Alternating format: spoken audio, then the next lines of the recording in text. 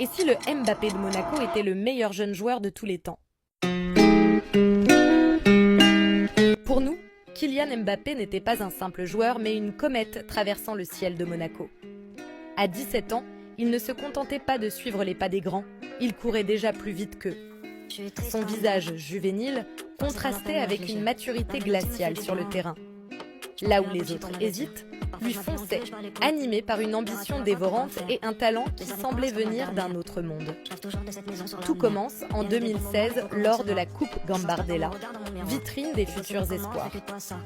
Un journaliste, perdu devant tant de promesses, confondit même son nom. Mais Mbappé n'avait pas besoin qu'on le reconnaisse encore. Il répondait déjà par ses dribbles, ses accélérations supersoniques et ses buts qui annonçaient un avenir radieux. En 2017, le jeune Kylian explose. Sous le maillot de Monaco, il devient une arme fatale. Ligue 1, Ligue des Champions. Il multiplie les records. Plus jeune buteur, plus jeune star, il éclabousse l'Europe de son génie. Ses exploits face à Manchester City et Dortmund ne sont pas que des performances. Ils sont l'éveil d'un monstre sacré. Une saison, une pluie de records et surtout une certitude.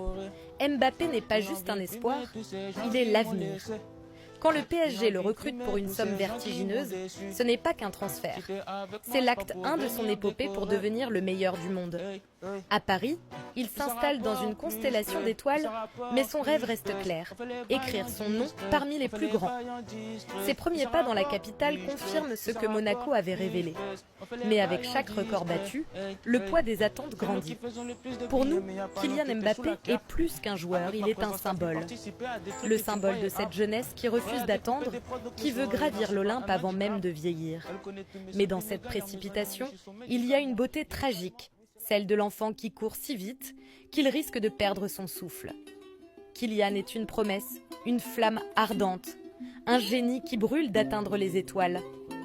Pourtant, peut-être que la grandeur n'est pas seulement dans l'atteinte, mais dans le chemin parcouru.